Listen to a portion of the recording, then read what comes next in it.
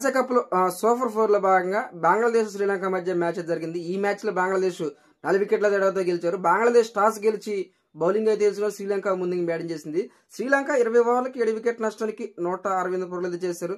Sri Lanka batting లో షన్క 64 పరుగులు, కుశాల్ మెండిస్ 34 పరుగులు అయితే చేయడం జరిగింది. బంగ్లాదేశ్ బౌలింగ్ లో రెహమాన్ 3 వికెట్లు, హసన్ 2 వికెట్లు, తస్కిన్ అహ్మద్ 1 వికెట్ తీసుకున్నారు. అనంతరం బ్యాటింగ్ చేసిన బంగ్లాదేశ్ 19.5 ఓవర్లకి ఒక్క బాల్ మిగిలి ఉండగా తమకి టార్గెట్ అయితే రీచ్ అయ్యారు.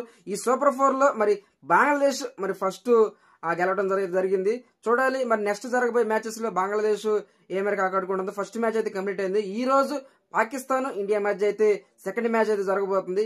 ఈ మ్యాచ్ లో మరి ఇండియా గెలుస్తుందో లేదో చూడాలి. అసలు ఈ మ్యాచ్ జరుగుతుందో లేదో కూడా నమ్మకం లేదు. ఎందుకంటే ఇండియా ఈ మ్యాచ్ ని బాయ్కాట్ చేయాలని చెప్పి చాలా మంది డిమాండ్ చేస్తున్నారు. పహల్గామ్ అటాక్ తర్వాత ఇండియా చాలా వరకు బ్యాన్ చేయడం జరిగింది. పాకిస్తాన్ సంబంధించిన సోషల్ మీడియా గానీ, అదే విధంగా యూట్యూబ్ ఛానల్స్ కానీ మొత్తం బాయ్కాట్ చేసి వాటిని బ్యాన్ చేశారు. అదే విధంగా ఇప్పుడు జరగబోయే పాకిస్తాన్ మ్యాచ్ కూడా బాయ్కాట్ చేయాలని చెప్పి డిమాండ్ చేస్తున్నారు. గ్రూప్ స్టేజ్ లో ఇండియా పాకిస్తాన్ మధ్య మ్యాచ్ జరిగింది. ఆ మ్యాచ్ లో ఇండియా గెలిచింది. అప్పుడు ఇండియా మరి పాకిస్తాన్ ఆటగాళ్ళకి షేక్ హ్యాండ్ కూడా ఇవ్వలేదు. దాన్ని చాలా విమర్శలు అయితే వచ్చినాయి. అసలు మ్యాచ్ ఆడకుండా ఉండాల్సిందే, మ్యాచ్ ఆడాలని చెప్పి చాలా విమర్శలు చేశారు. ఏదేమైనా ఈ రోజు పాకిస్తాన్ ఇండియా మధ్య మ్యాచ్ జరుగుతుందో లేదో చూడాలి. మరి ఈ రోజు మ్యాచ్ కనుక ఇండియా కనుక బాయ్కాట్ చేస్తే పాకిస్తాన్ కి డైరెక్ట్ 2 పాయింట్స్ అయితే ఇస్తారు. మ్యాచ్ కనుక బాయ్కాట్ చేస్తే మిగిలిన 2 మ్యాచెస్ బంగ్లాదేశ్ శ్రీలంక మధ్య అవుతుంది. మంచి రన్ రేట్ తోటి ఇండియా ఈ మ్యాచెస్ అనేది గెలవాలి.